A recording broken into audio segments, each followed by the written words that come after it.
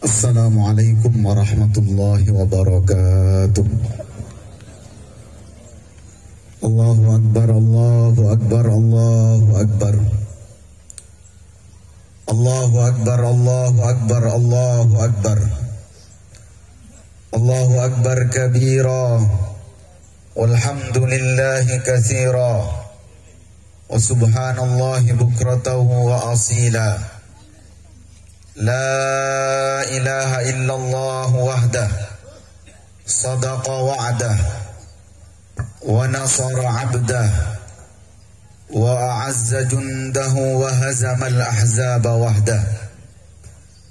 La ilaha illallah wallahu akbar. Allahu akbar walillahil hamd. Alhamdulillahi hamdan hamda. Wasyukru lillahi syukran syukra. Wassalatu wassalamu ala nabina Muhammadin arsalallahu biidnihi wa sirajan munira. Amma ba'du. Jamaah salat Id yang dimuliakan Allah, sebagaimana datangnya kita ke tempat ini dari rumah kita masing-masing, tidak lain kita ingin beribadah kepada Allah. Maka khatib ingin mengajak jamaah sekalian untuk bertakwa kepada Allah Subhanahu wa taala.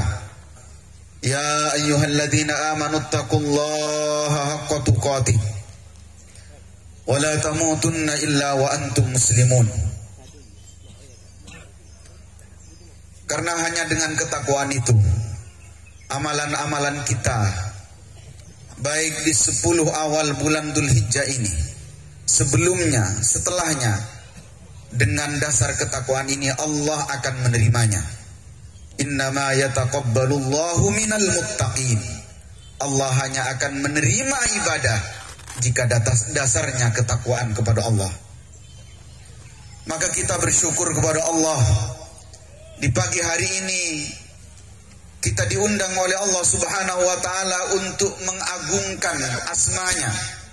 Takbir, tahmid, tasbih, kita kumandangkan terus apa yang bisa kita kumandangkan untuk mewujudkan dzalika wa may yu'azzim sya'airallah fa innaha min taqwal qulub.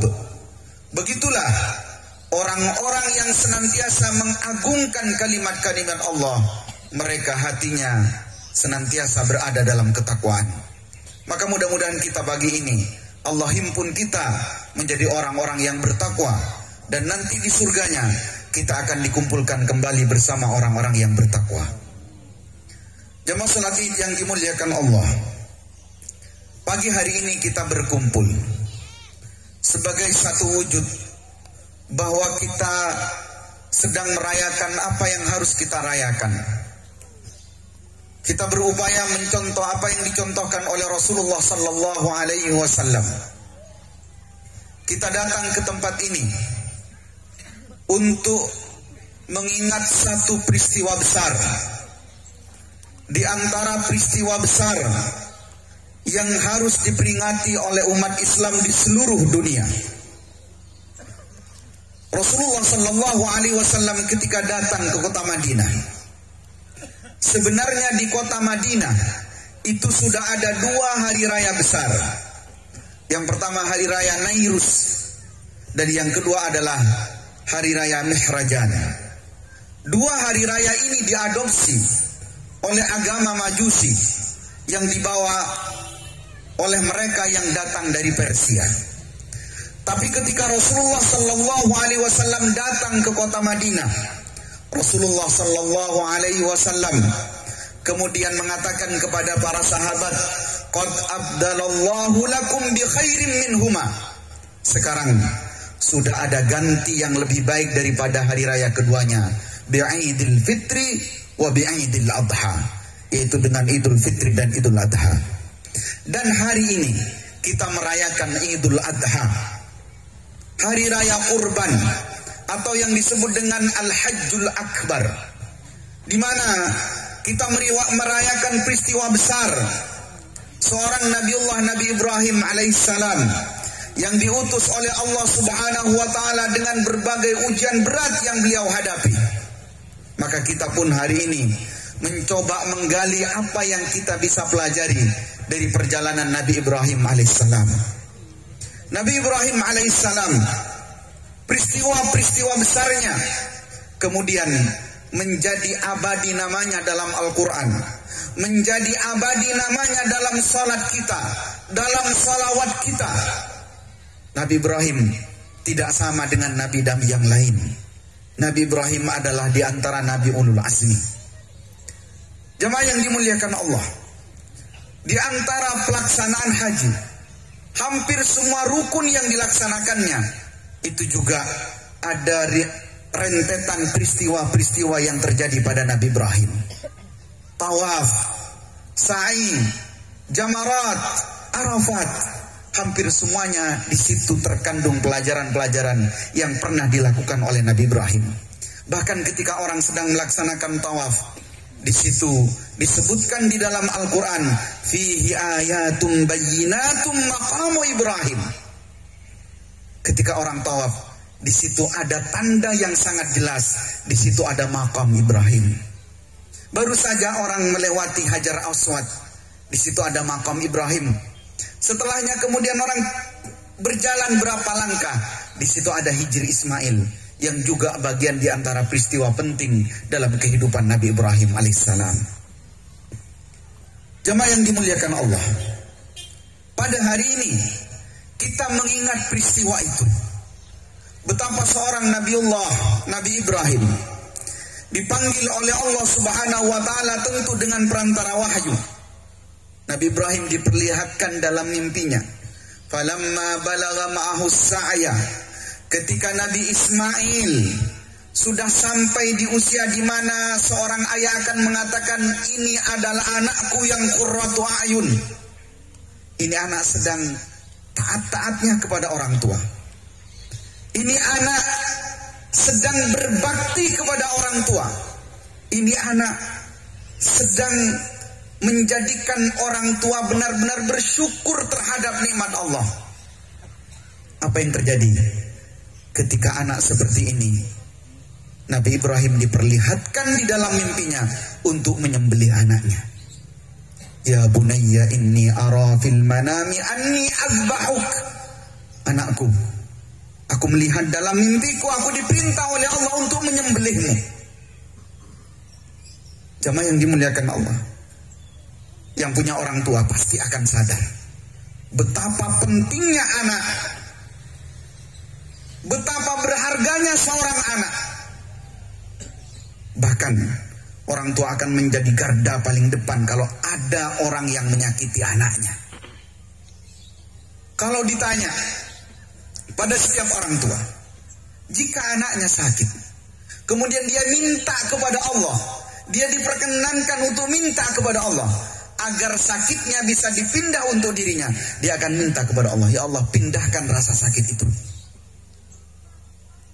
Jika ada orang tua yang ditanya berapapun biaya yang harus dikeluarkan untuk mengobati anaknya yang sedang sakit, pasti orang tua akan mengeluarkan biaya itu untuk anaknya.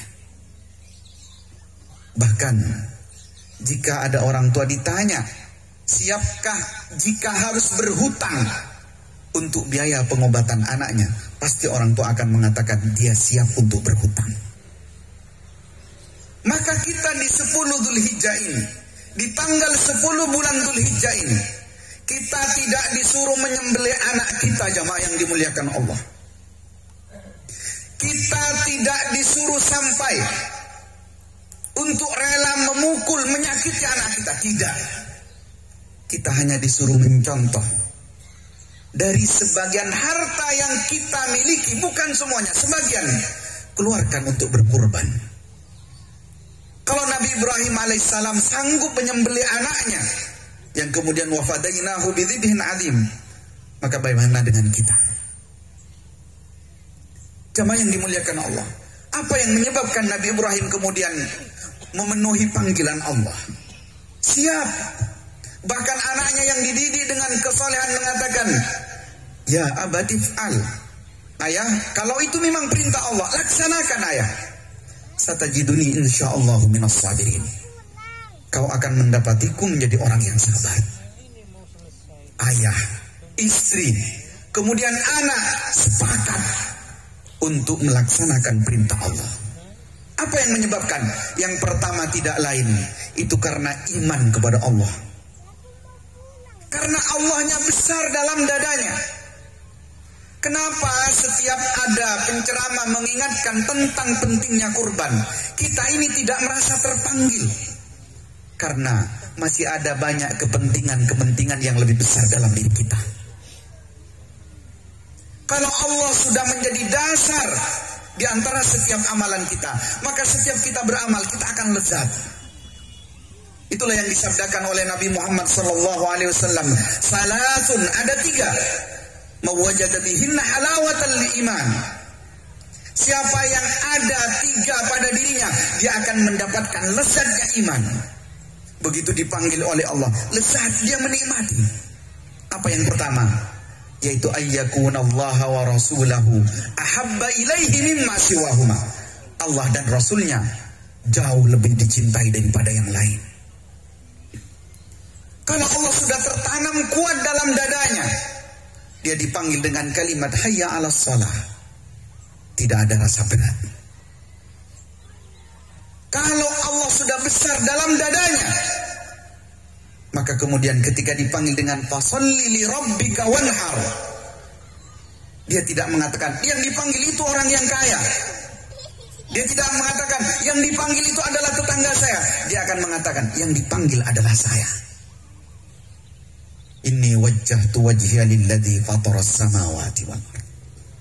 Maka jamaah yang dimuliakan Allah, di momen Eid seperti ini, saatnya kita mengagungkan nama Allah dalam dada kita. Laisal Eid liman labisal jadid. Salat itu bukan pakaian kita yang baru. Meskipun karena keutamaan ini Rasulullah SAW memberikan keringanan-keringanan terhadap amalia yang makruh, terhadap hal-hal yang dilarang tapi tidak diberatkan larangannya, Rasulullah memberikan keringanan. Tapi wa innamal Eid liman ta'atuhu yazid. Momen Eid seperti ini, kita pulang ke rumah kita bawa keimanan, kita gali keimanan. Maka yang pertama, kalau kita mau seperti Nabi Ibrahim, hendaknya kita menerapkan dalam diri kita, kuatkan iman kita,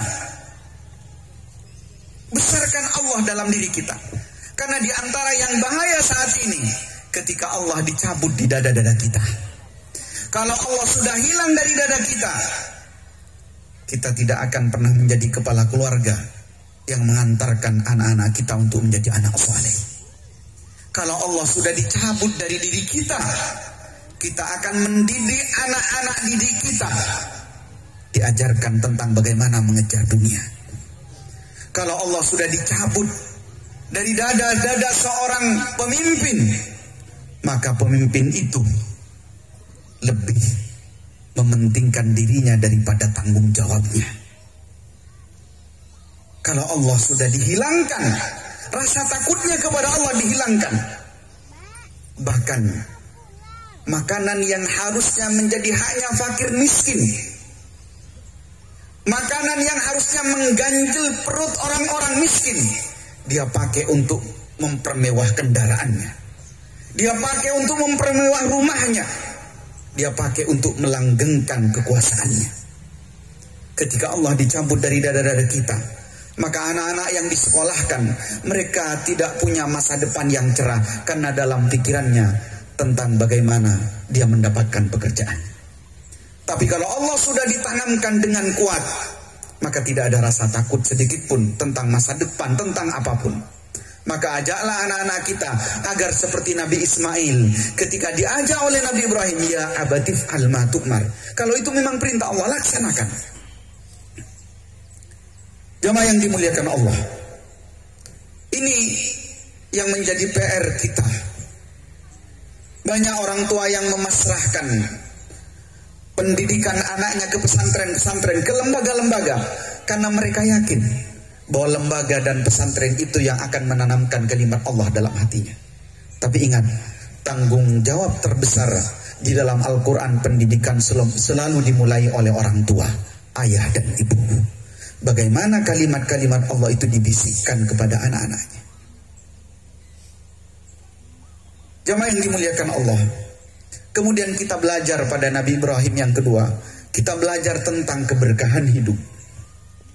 Betapa semua doa-doa Nabi Ibrahim itu dikabulkan oleh Allah Subhanahu wa ta'ala. Dijadikannya kota Mekah sebagai kota yang subur. Dijadikannya kota yang Mekah sebagai kota yang diberkahi. Kota Mekah kemudian didatangi oleh semua orang dari penjuru negeri. Inna awwala baiti wudi'a lin-nas lalladzi bi Bakkah mubarakah. Itu tidak lain juga karena doa Nabi Ibrahim alaihissalam. Kenapa sampai Nabi Ibrahim begitu berkah sehingga peristiwa-peristiwa haji, bagian-bagian dari ibadah haji itu kemudian diabadikan oleh Allah dalam Al-Quran. Perjuangan Nabi Ibrahim diabadikan dalam Al-Quran. Itu tidak lain karena Nabi Ibrahim melaksanakannya ikhlas karena Allah. Imam Malik rahimahullahu ta'ala, salah satu imam madhab yang 4. Beliau ketika menuliskan kitab Muwatta, banyak orang-orang di sekitarnya yang meragukan apa yang beliau tulis. Wahai Malik, bukankah banyak orang yang sudah mengarang Muwatta? Apa jawaban Imam Malik? Maka lillahi fahuwa abqa. Apa yang diniatkan tulus karena Allah pasti akan bertahan lama. Pasti akan bertahan lama. Di masanya Imam Nawawi, bahkan masa-masa setelahnya, ratusan ulama yang menulis kitab Arba'in. Tapi kenapa yang terkenal adalah Al-Arba'un An-Nawawiyah? Itu tidak lain karena beliau menuliskan karena ikhlas. Kita mungkin banyak mendengar jamaah yang dimuliakan Allah. Ada lembaga-lembaga pendidikan yang dibangun. Targetnya adalah kemegahan. Targetnya adalah kamera. Targetnya adalah pujian. Tidak lama setelah itu, lembaga-lembaga itu kemudian tidak ada yang meminati. Bahkan tutup. Kita banyak menyaksikan orang-orang yang tiba-tiba kaya. Dia mudah mendapatkan apa yang dia inginkan, tapi sekaligus dalam waktu sekejap hartanya hilang. Kita banyak menyaksikan orang-orang yang memuja tentang cinta, tentang perasaan, kemudian mereka dimudahkan untuk menikah dan seterusnya, tapi kemudian dicabut keberkahan. Lalu pernikahannya berjalan sebentar saja. Kenapa?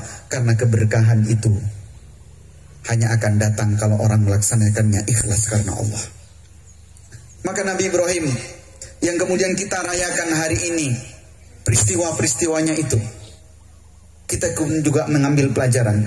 Laksanakan sesuatu karena Allah, maka Allah akan membimbing kita. Dan tidak perlu khawatir tentang bagaimana setelahnya. Pasti akan dibuat kekal oleh Allah Subhanahu wa ta'ala. Jemaah yang dimuliakan Allah, kemudian kita juga belajar tentang bagaimana kesabaran.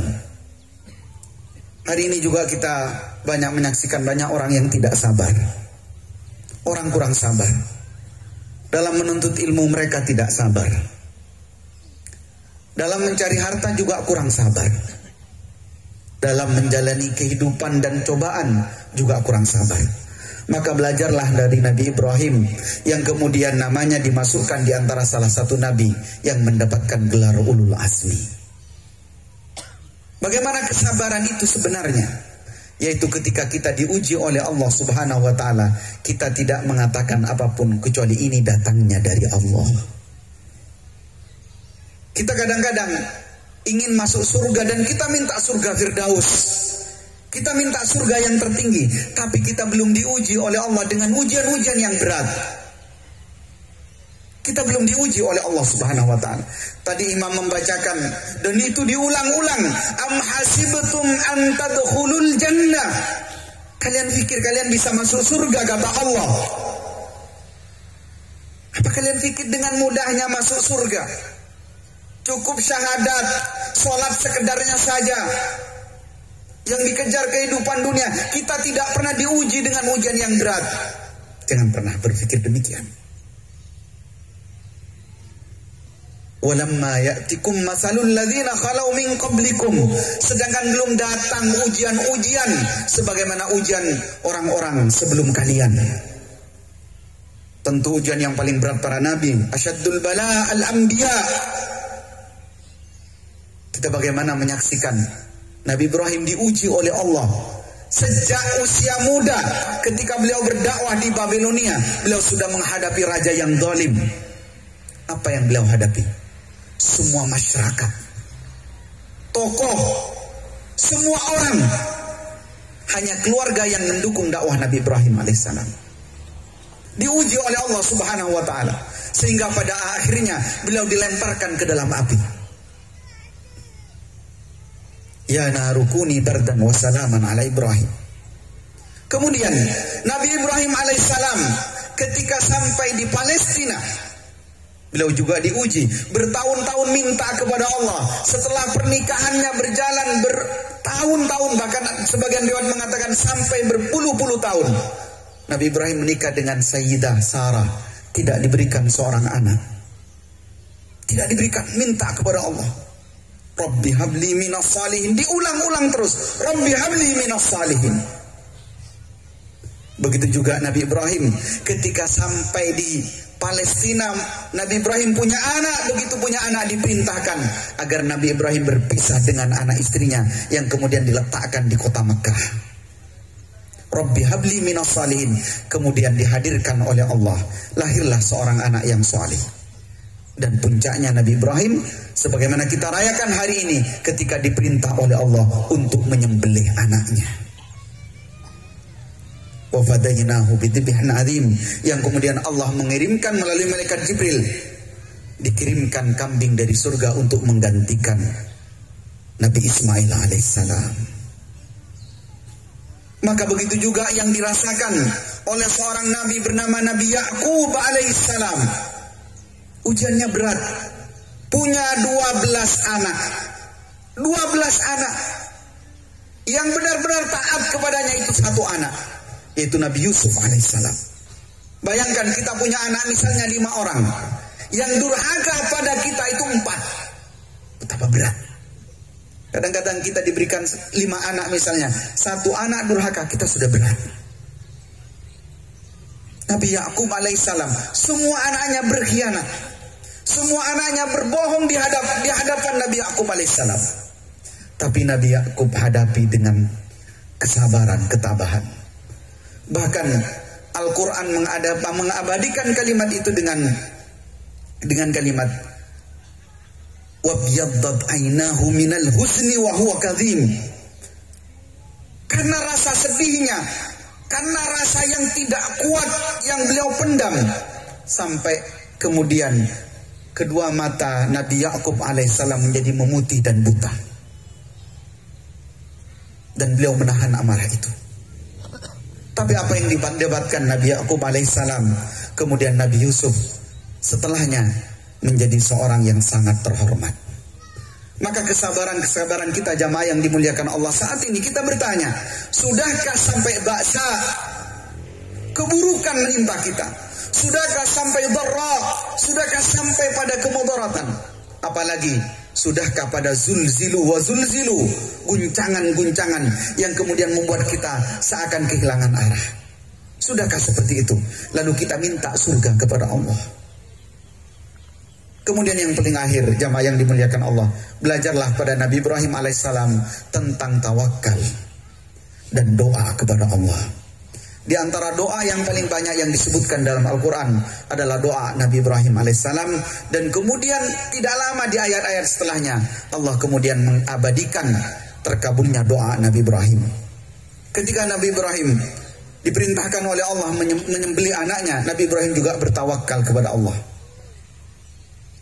Wa nadainahu ayya Ibrahim, dan kami panggil wahai Ibrahim. Apa yang dilakukan Nabi Ibrahim ketika dipanggil oleh Allah? Nabi Ibrahim kemudian membaringkan anaknya, kemudian berdoa kepada Allah, bertawakal kepada Allah. Maka Bapak Ibu, saudara sekalian jamaah salat Id yang dimuliakan Allah, kalau kita sudah ikhtiar kita sudah maksimal, lalu Allah tidak memberikan apa yang kita upayakan, yakinlah bahwa mungkin di antara yang kurang adalah doa dan tawakal kita kepada Allah. Ada sebagian kesalahan anggapan yang menganggap bahwa orang-orang yang sudah bertawakal dan berdoa maka itu cukup. Sebenarnya doa dan tawakal itu harus disertai dengan usaha yang maksimal. Dan kalimat-kalimat doa dan dzikir yang diajarkan oleh Nabi Ibrahim, salah satunya adalah kalimat tentang tawakal pada puncaknya. Ibnu Abbas radhiyallahu taala anhu meriwayatkan bahwa hasbiyallah wa ni'mal wakil, cukuplah Allah dan Allah adalah sebaik-baik pelindung. Qalaha Ibrahim, itu adalah kalimat yang diucapkan Nabi Ibrahim hina ulqiya finnar, ketika Nabi Ibrahim dilemparkan ke dalam api. Wa qalaha Muhammad wa ashabuhu, dan kalimat itu diucapkan oleh Nabi Muhammad dan para sahabatnya hina qalan nas, ketika orang-orang mengatakan dalam satu peristiwa yang disebut dengan Ahzab, orang-orang mengatakan innan nasa qad jama'u lakum, wahai Muhammad, wahai sahabat Muhammad, orang-orang sudah berkumpul untuk memerangi kalian. Fakhshawhum, takutlah kamu kepada mereka, takutlah kalian kepada mereka. Fazadahum imana, yang bertambah adalah keimanan kepada Allah. Wa qalu hasbunallah wa ni'mal wakil. Dan Nabi Muhammad serta para sahabat mengatakan hasbunallah wa ni'mal wakil. Maka jemaah yang dimuliakan Allah, kalau ujian kemudian berat menghadapi kita, cobaan-cobaan sudah ada pada kehidupan kita, katakan, ucapkan zikir-zikir yang diucapkan Nabi Ibrahim dan diajarkan oleh Nabi Muhammad dan para sahabat, yaitu dengan kalimat hasbunallah wa ni'mal wakil. Cukuplah Allah dan Allah adalah sebaik-baik pelindung. Jemaah yang dimuliakan Allah, inilah 4 pelajaran yang bisa kita pelajari dari kisah Nabi Ibrahim alaihissalam. Mudah-mudahan Allah subhanahu wa ta'ala memudahkan kita untuk dengan gampang ketika kita dipanggil oleh Allah melaksanakan perintahnya, untuk dengan gembira memenuhi panggilan-panggilan Allah. Dan mudah-mudahan kita semua yang tahun ini melaksanakan ibadah kurban, mudah-mudahan semua pahalanya diterima sempurna oleh Allah subhanahu wa ta'ala. Dan bagi yang belum mampu tahun ini, mudah-mudahan tahun yang akan datang insya Allah akan dimudahkan oleh Allah subhanahu wa ta'ala. Dan kita juga berdoa semoga setiap ujian-ujian yang menimpa kita Allah gantikan dengan ganti yang lebih baik. Allahumma abdillana khairan minha. Inna Allaha malaikatahu yusalluna ala nabi ya ayyuhalladzina amanu sallu alaihi wa sallimu taslima. Allahumma salli ala Muhammad wa ala ali Muhammad kama sallaita ala Ibrahim wa barik ala Muhammad wa ala ali Muhammad kama barakta ala Ibrahim wa ala ali Ibrahim fil alamin innaka Hamidum Majid. Allahumma ighfir lil muslimina wal muslimat wal mu'minina wal mu'minat al ahya'i minhum wal amwat innaka sami'un qaribun mujibud da'wat. Allahumma a'izz al islam wal muslimin wa ahlik al kafarata wal musyrikin wa 'ali kalimataka ila yaumiddin. Allahumma aminna fi durina wa aslih ulata umurina waj'al Allahumma wilayatana fi man khafaka wattaqa, waj'al Allahumma wilayatana fi man khafaka wattaqa. Allahumma alif baina qulubina wa aslih dhata bainina wahdina subul salam. Allahumma aslih lana dinana alladhi huwa ismatu amrina wa aslih lana dunyana allati fiha ma'ashuna wa aslih lana akhiratana allati ilayha ma'aduna. واجعل الحياة زيادة لنا في كل خير واجعل الموت راحة لنا من كل شر. اللهم يا مقلب القلوب ثبت قلوبنا على دينك وانصرنا على طاعتك. اللهم تقبل أعمالنا، اللهم تقبل أعمالنا، اللهم تقبل أعمالنا وارزقنا حسن الخاتمة. ربنا آتنا في الدنيا حسنة وفي الآخرة حسنة وقنا عذاب النار. عباد الله، إن الله يأمر بالعدل والإحسان وإيتاء ذي القربى وينهى عن الفحشاء والمنكر والبغي يعظكم لعلكم تذكرون. فاذكروا الله لي ولكم واشكروه على نعمه يزدكم واسألوه من فضله يؤتكم ولذكر الله عز وجل أكبر والله يعلم ما تصنعون. Wassalamualaikum warahmatullahi wabarakatuh.